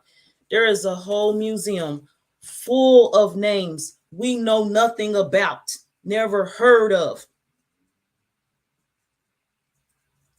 A whole damn Black History Month. And there's a section in here on Rosa Parks. She's part of what I saw. And I need us to do some things better. We talk about all this like land you want to secure and go buy. It's some of us, it's already land there for us. Some of us, we doing things the backwards way, because that's the way the system set up for us to learn. There's a better way. And it comes by way of knowledge. It comes by way of removing yourself from the system and the setup.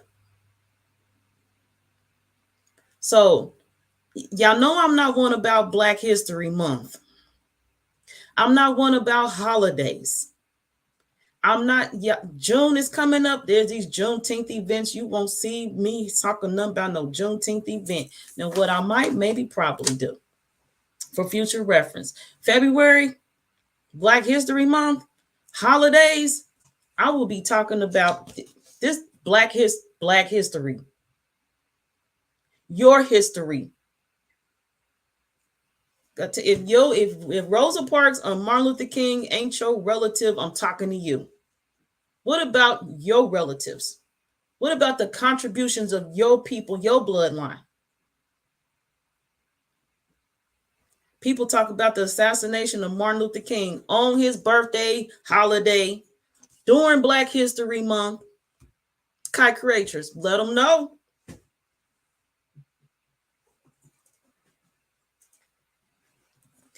We're going to talk about the assassination of our people directly related to us. Can we do that? No, because y'all too busy, not y'all, but y'all know who the y'all I'm talking to, stuck up under the celebrations, celebratory actions the system gave you. Celebrating Black History Month.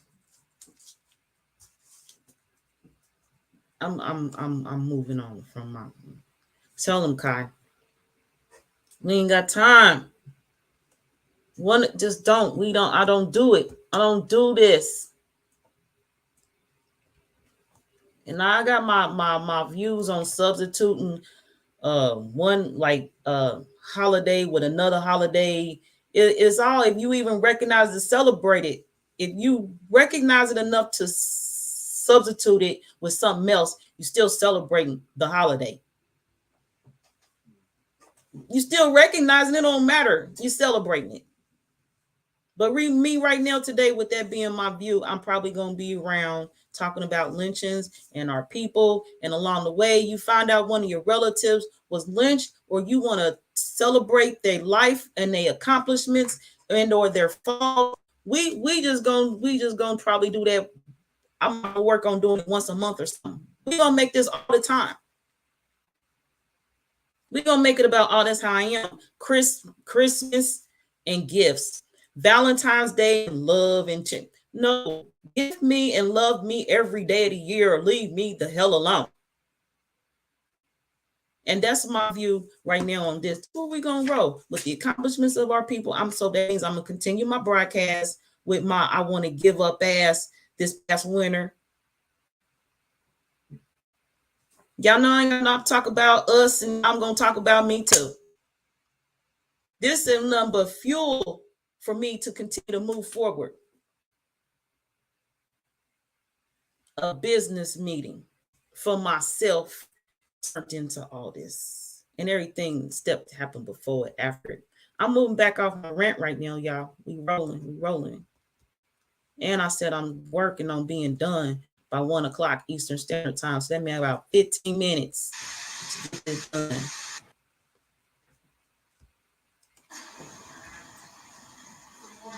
Okay, so underneath is the county too. So these are elevated, as I mentioned before, they're getting higher. Right now, I'm standing here just fine. This underneath over my head. So it's taller than me up in the air.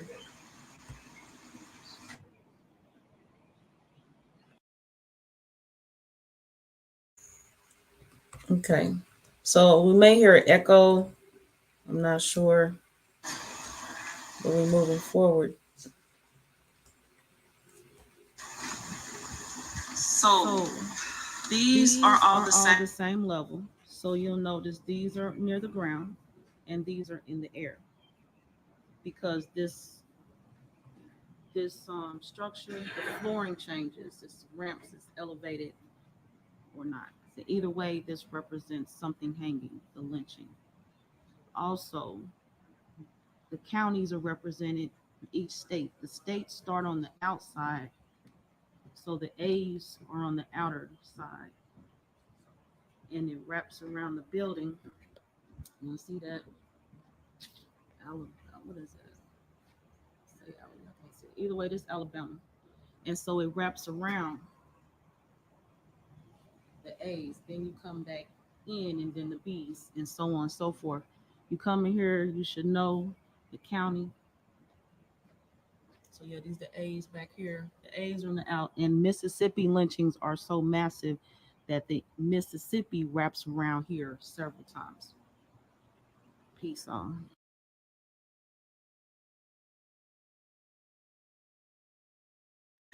Okay, y'all, hold up. I got some feedback I need to check on. Got it.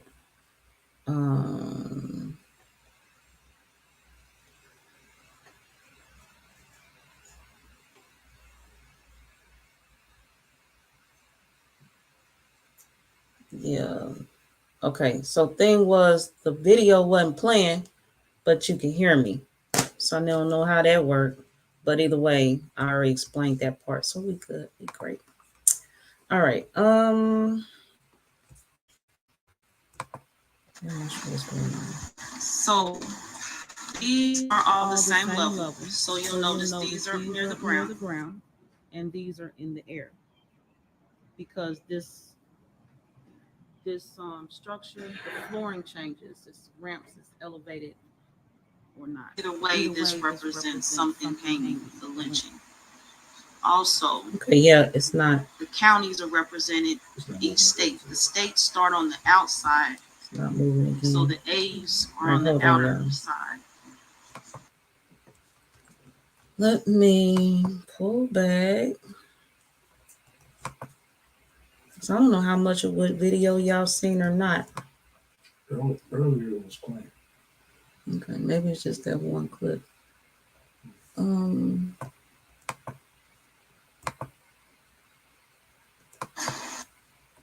Either way. So that's basic. Y'all get the gist of it. Okay, so we're gonna move forward. And for some other type purposes, I might just leave it in this mode. So let me switch out of presentation mode and see if that helps. So right now, this part I'm at in the museum is this. It's about they posted the reasons why this certain particular person got lynched, or they spoke more about mass lynching in the area and or etc. So I'm going to share that now. And this is like near the end. So this is near the end of the outdoor museum. So yeah, so this one is was lynched for frightening, for asking to marry his employer's daughter. Just different things. And I really need to, let me work on right now, pausing these as I go.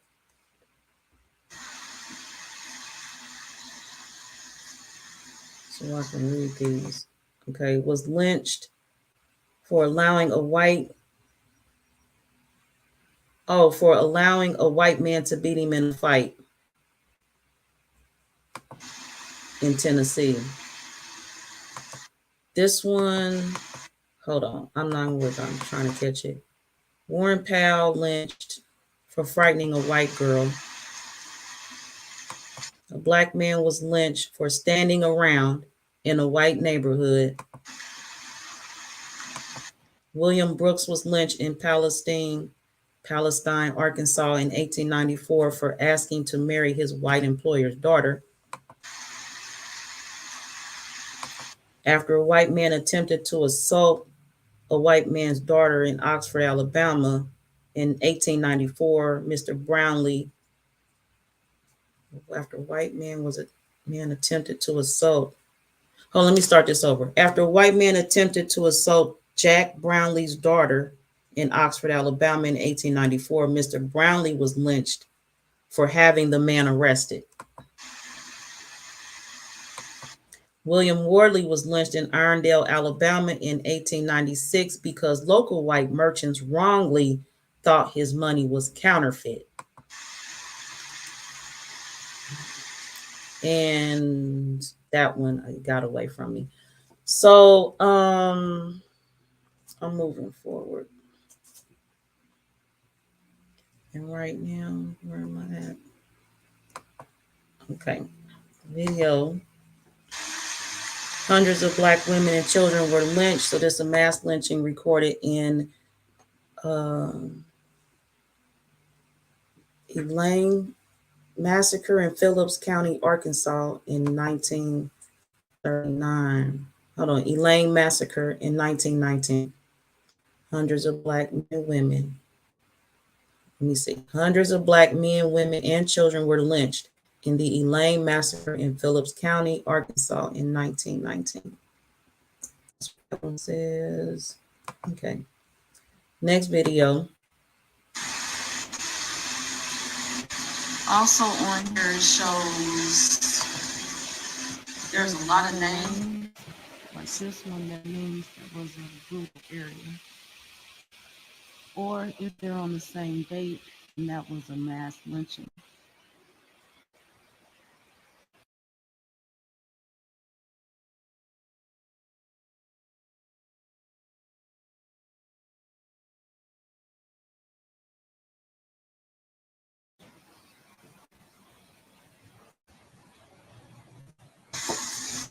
All right. I'm not sure why my video's not sharing. If I can see it moving, but I'll troubleshoot this and figure it out. If there's anything y'all want to see, just inbox me and I'll get the video clip to you. Here go my contact information. Let me look at this with y'all.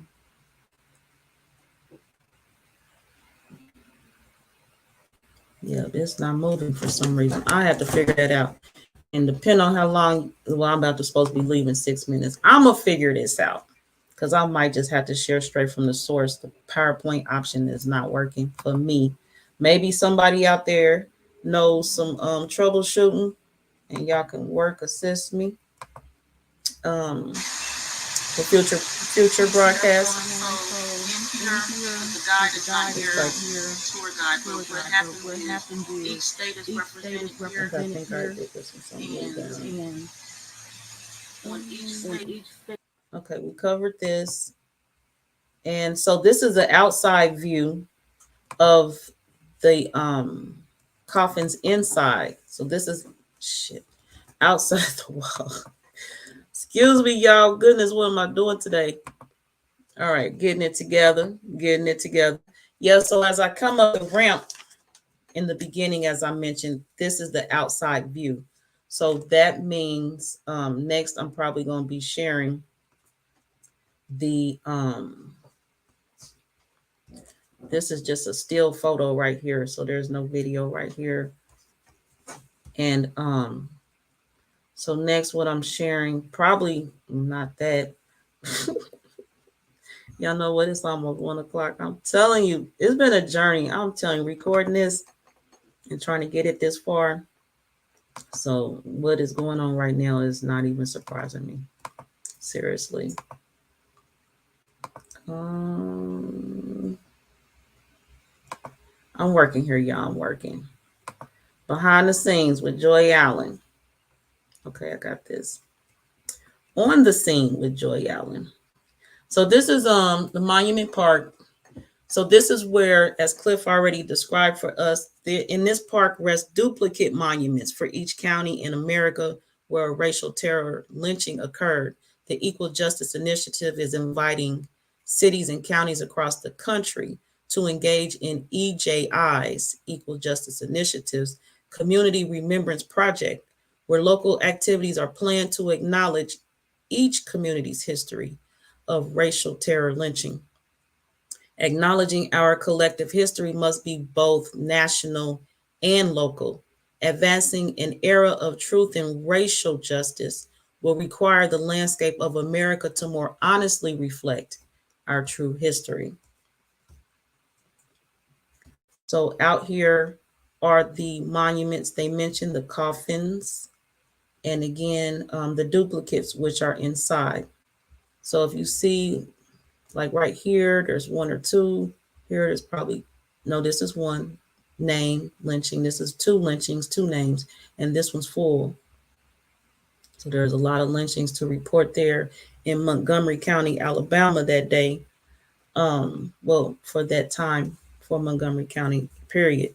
So this is more just a view of what they look like on top.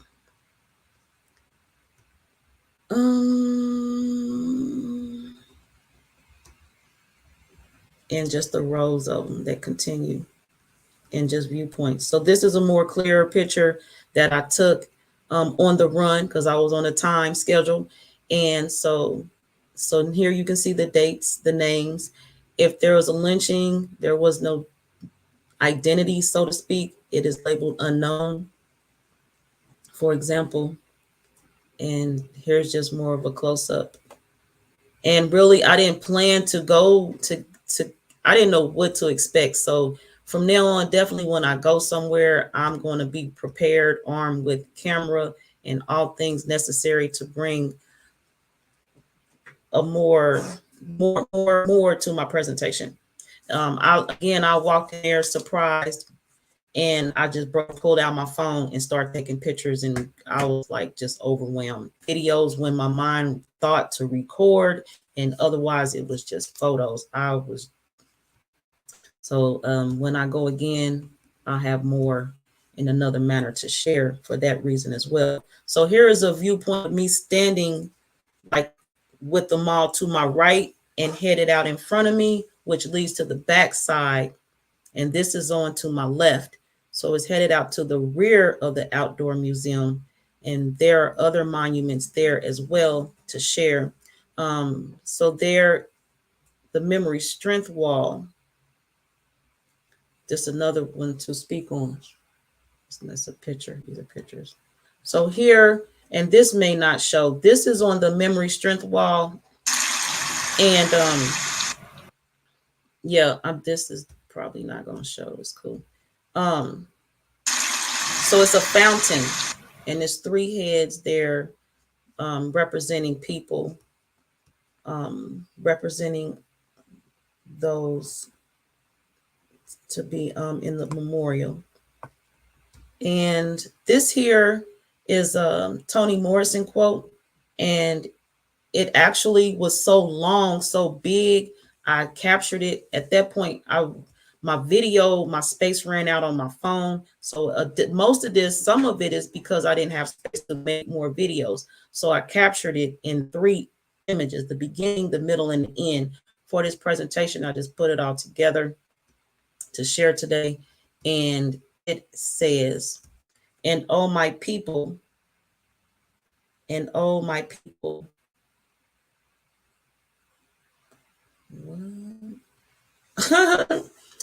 out yonder. Okay, let me start over. And oh my people out yonder, hear me. They do not love your neck unnoosed and straight. So your neck, put a hand on it, grace it, stroke it, and hold it up. And all your inside parts that they just as soon slop for hogs, you got to love them. The dark, dark liver, love it. And the beat and beating heart, love that too. More than eyes or feet, more than lungs that have yet to draw free air, more than your life holding womb and your life giving private parts. Hear me now, love your heart, for this is the prize. And this is a Toni Morrison quote that's there as well. So there's just some more images I took here. Now, and this is actually a working slide, but I'm going to work it out right now with y'all. So part of the journey is in Montgomery. I actually went to near the Mississippi River where the slave depots were at.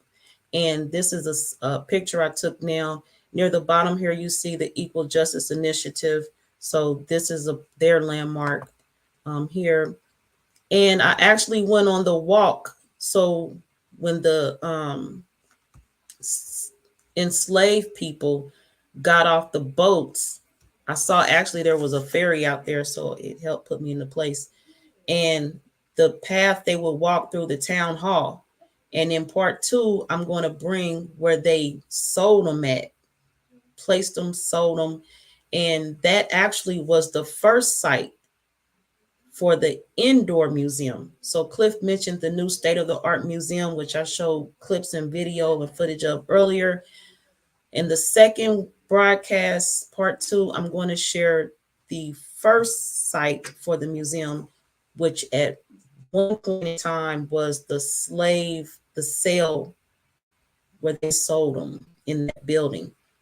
And then, so just moving forward with that. So there's more to come on that. And this is a statue that was in the park.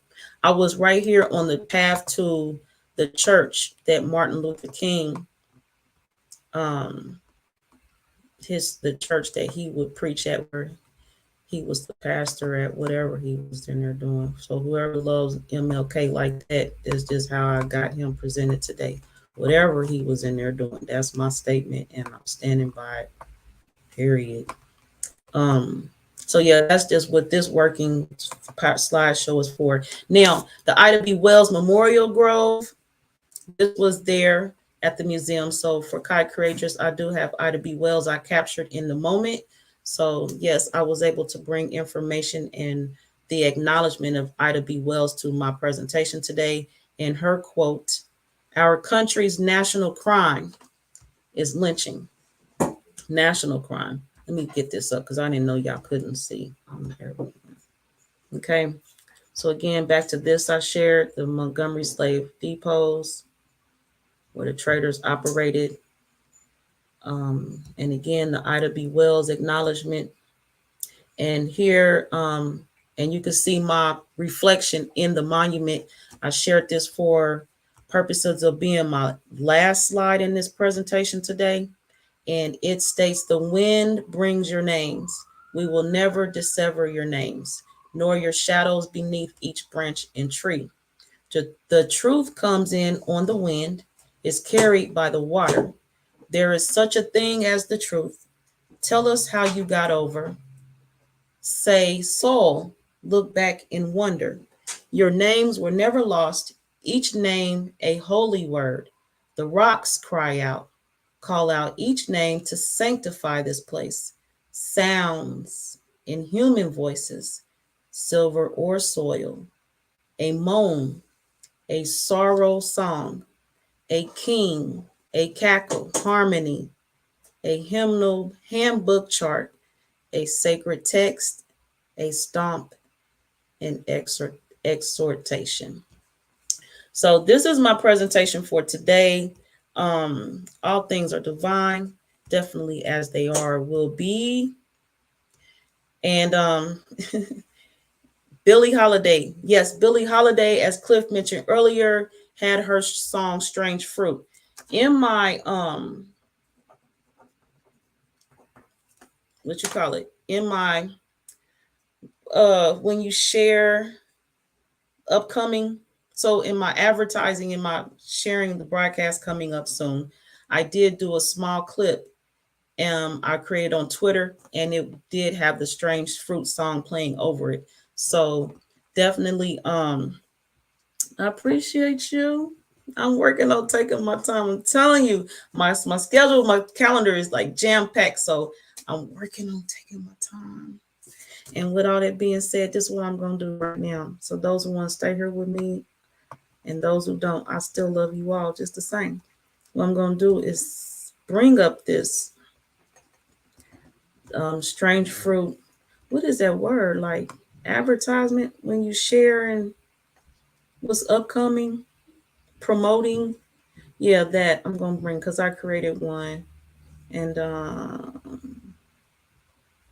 I think, so I don't know if it's here in my laptop.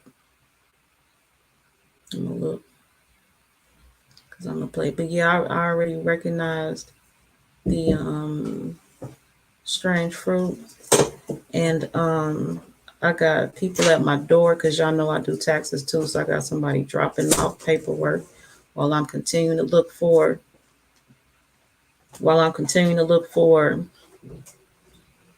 this presentation, because I said I'm going to share this. So there's some more behind the scenes, Joy Allen. On sightseeing, Joy Allen. Yeah, I don't have that right here. No, I got that. Let me see. Date modified. What is this? Maybe I got it, I just didn't label it. But in an effort to acknowledge Billie Holiday today, this is what I'm doing right now.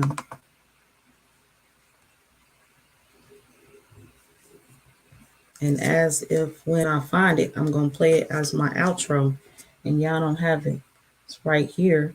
So I'm going to take my time right now. This how I'll be setting up doing stuff. I'll be have to create it in TikTok. Just saying. Create it in TikTok on my cell phone. Yep, here it go. And then I share it over to my Gmail.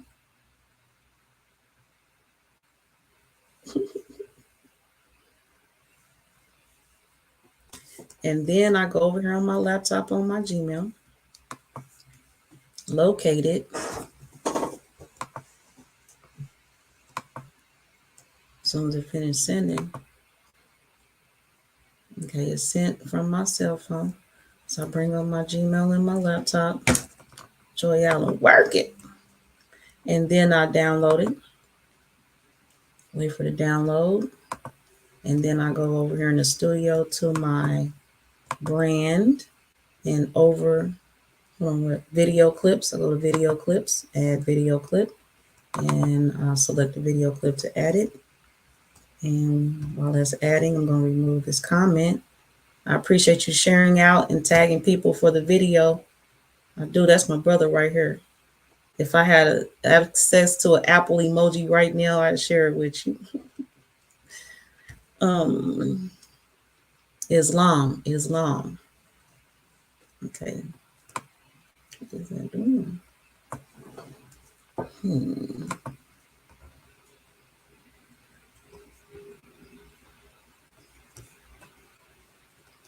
Y'all know what? As soon as I got people waiting, but as soon as I get done, I'm jumping up off this mug.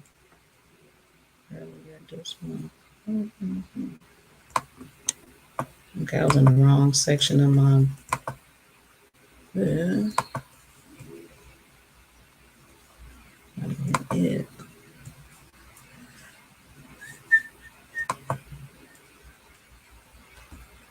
What is up with the technology today? I swear these is my steps I always use. I cannot find. Oh, you know what? This is what's going down. This is what I forgot. So the file didn't come up because I didn't yet convert it to MP4, which is a step I always do. Takes a few moments. MP4 converter. So I gotta take the downloaded video and convert it. There I go.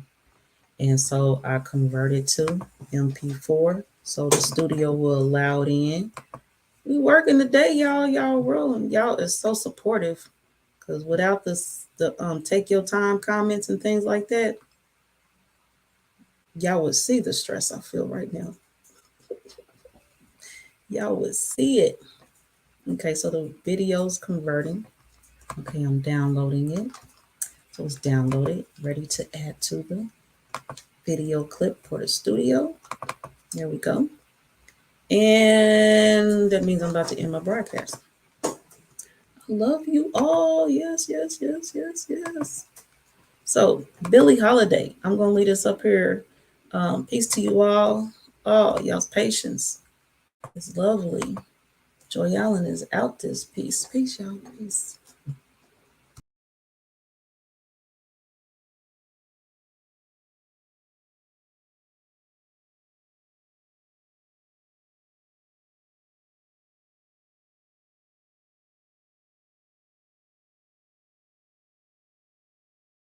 In the sudden smell of burning flesh.